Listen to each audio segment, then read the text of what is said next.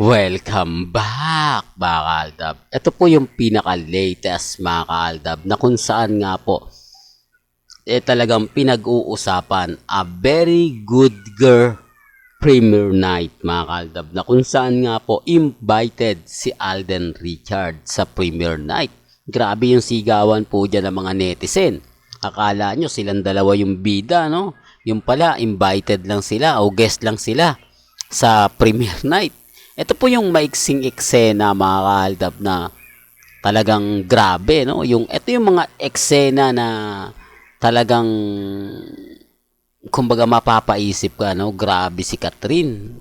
Ito yung sa mga taong kumbaga nakapanood na nito, sila po talaga yung makapagkokomento. Sila po talaga yung makapagsasabi kung gaano nga po ba kaganda o hindi itong pelikula na to. Sabi ko nga po sa inyo, ang aantayin lang naman po natin ngayon, etong premiere night ni Alden Richards at ni Julia Montes. Issue na naman yan ha, baka may mag-react, baka may magsabi, nako Mr. Destiny, halatang kumbaga, ano ka, yung Alden fanatics ka kasi grabe yung pagpopromote mo. Ganyan naman po yung banat nila sa akin. Yan naman po yung lagi nilang sinasabi. Hindi lang nila kasi matanggap na mas maraming update si Alden kesa po sa kanila. Na mas maraming ganap si Alden Richards kung ikukumpara kay Congressman Spotted. Di po ba? Although si Mengay nag-post po sa kanyang Instagram. Pero wala po doon ni isang photo si Congressman Spotted. Matik na yun mga kaaldab. Alam na ng mga netizen yan. Baka sabihin, nako ang daming mga kumakalat. Private account lang po yun. For the record lang po kita nyo sa video na si Congressman Spotted nagsiselfone habang kumakain. Pero pinost niya po ba? Nilagay niya ba sa kanyang Instagram? Di po ba wala? Kahit sa kanyang Twitter o Facebook.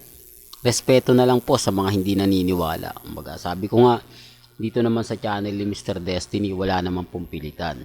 Kung ano lang po yung latest, kung ano lang po yung trending, dun lang po tayo. At huwag po kayong maniniwala sa mga kumbaga sinasabi ng iba, inaano ng iba. Di po ba? Ang sa akin po, kung ano lang yung latest, kung ano yung trending, dun lang po tayo. Wag po kayong basta-basta maniniwala sa mga ganito, ganyan, etc. etc. The real talk to mga kaaldab, sinasabi ko lang po yung katotohanan. Sabi ko nga, depende na lang to sa mga nagko-komento. Gusto lang po nila kasing kumbaga masira ang pelikula nila Julia Montes at Alden Richards at tuluyan na nga po bumagsak ang karir ni Alden. Yan naman po. Kita nyo pag ako nag-update, ang dami nagre-react. Sabi ko nga po, update lang naman po ako kung ano yung latest, kung ano po yung trending, yun lang po yung ina-update ko. Depende na lang to sa mga tao magre-react at magko-komento. Kung ano sa tingin nila, kung pangit po ba, okay lang yan. Basta sa akin, chill lang. Gusto ko lang maging updated kayo. Well, hanggang dito na lang po yung updates natin ha. Kaya kung gusto nyo pa po ng pinaka-latest at sariwang update, abay tumutok lang po kayo dito sa channel ni Mr. Destiny para updated po kayo sa mga bagong video po na ilalabas po natin.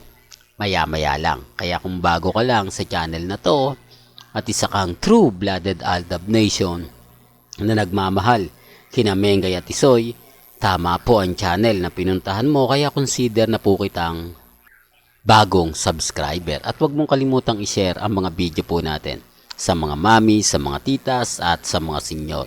Hanggang sa muli, salamat po sa panonood at pakikinig.